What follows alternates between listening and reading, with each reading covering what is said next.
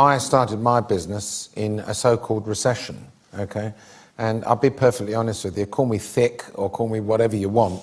I didn't know what a recession was, and I didn't care less, because I had made my mind up that one Monday morning I was going to start working for myself. Some people are frightened of entering into business on their own because they're concerned about how am I going to pay tax, how do I deal with PAYE, how do I get a VAT number. Trust me, these are easy things. HMRC are very, very helpful. You can go into your local office, they will tell you exactly what you need to do. There's a wave of so-called enterprising entrepreneurs out there that feel that they can come in to business at this kind of level. You know, they feel that Richard Branson, you know, he just woke up one morning and started an airline. You know, he didn't. You know, he was like me. He worked out a little shop somewhere and he built his empire up, and he learnt all that he learnt through things going wrong and things going right. You need to set aside a day per week where you divorce yourself from the day-to-day activity of your company. You must have someone inside the company who you trust. God forbid you ever got run over by a number 6 bus. Think of that person who would have to take control, and put that person in control for that day or for those 2 days, and then use those 2 days to go out into the marketplace to find yourself some new business, or at least observe what your competitors are getting up to and what they're doing in order to see how the market is changing. Because if you engross yourself too much in the day-to-day running of the business, you might find that the world is passing you by and you're missing opportunities. You know, some people say, oh, he's not my style of business, I don't do business this way, I don't do business that way. Well, look, it's true, not everybody does business my way, and I'm not the greatest businessman in the world. I've got my way, other people have got their ways. It's as simple as that. Do I think that the CEO of Tesco's learns anything from it? No. Obviously not. In fact, people like that tend to say, oh, what a lot of rubbish, you know, I wouldn't do this and I wouldn't. Of course they bloody wouldn't. That's why they're the CEOs of Tesco's. I started my business in so-called recessionary times of 1967, where the thought of going to a bank and asking them for some money to finance you was just off the radar. In fact, the thought of even going to my rich uncle to ask him for any money was off the radar also. So it was really, whatever I had in my own savings, I went out and started to buy merchandise and sell merchandise.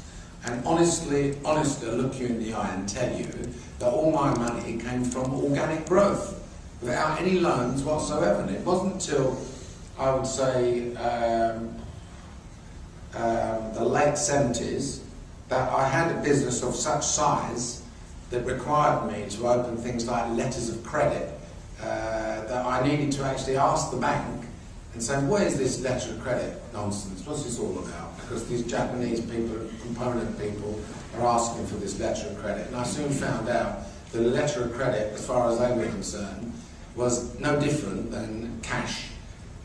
They see it as a commitment that they make to an overseas supplier to guarantee them payment, and the last thing, as they explained to me so eloquently, is the last thing we want is a container load of nuts and bolts if you don't pay for them. So therefore, the minute you open a letter of credit, it is no different as you've just taken that amount of money from the bank. I do what I want in that boardroom, and if they don't like it, they off. It's as simple as that. And the best bit of advice I ever got to give that I gave to them was that no matter how small your business is, or indeed even how large it is, I think my success was always being realistic and regular personal health checks. I don't mean on me, but on the business.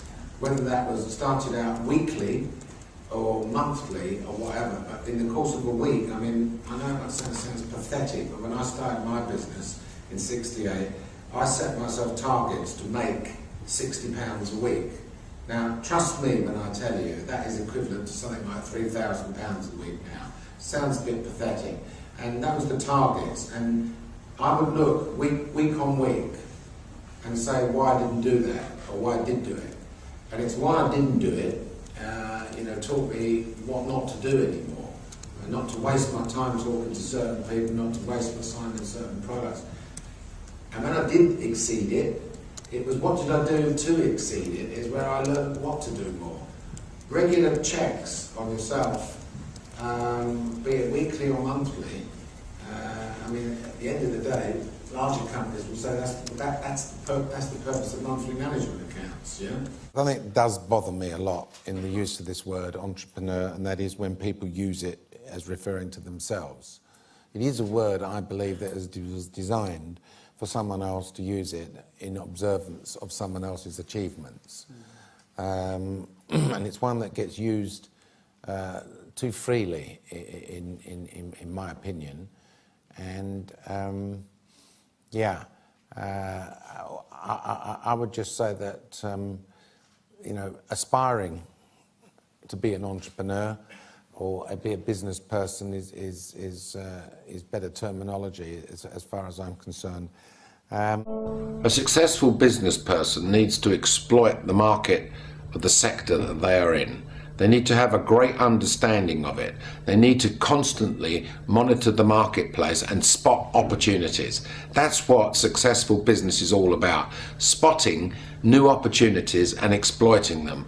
Most success stories in expansion of businesses are based upon enhancements learnt from the core business that you're already in, adding additional features to products, expanding product ranges, ideas that come from what you're already doing. Particularly in manufacturing, your own employees can actually come up with some spark of genius in streamlining the production process, something that you may have never thought about before, something that could save you lots and lots of money.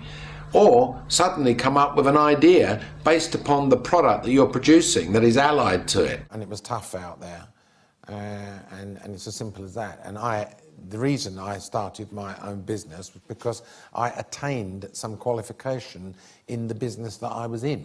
I didn't leap out of bed one Monday morning saying, I want to be an entrepreneur, I'm going to start a business. Yeah.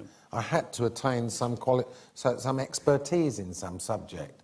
And it was actually in wholesaling electrical goods. And what prompted me was that after spending 2 or 3 years working for someone else and not being patted on the back, I said, well, I can do what I'm doing for him myself, okay? But I didn't invent that one Monday morning, because on the Monday afternoon when I had to go out and start selling the stuff, I had to know what I was doing. I didn't just get a pin and stick it in the FT and say, I'm going to go into that sector. And this is the biggest problem that I come up against with young people.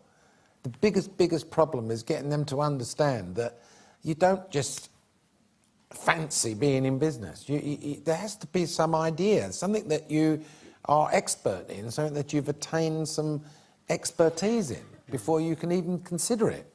It sounds very, you know, nice and cool. I'm starting my own business, but it's not cool, believe me. It's tough, very, very tough. And, you know, and that's why this question is always very difficult to answer, because if the person would have said to me, I've spent 3 years working in some chemical company and I've seen the way they do it, and quite frankly, I feel now going off and doing it myself, do you think the time is right now? I could answer him.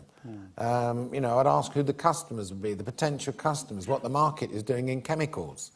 But I can't just answer a blanket question like that until I know specifically what industry you're talking about. Yeah. Well, that was property, so...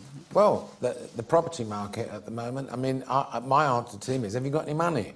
Because if you've got you're going to need it. If you've got any money, then yes.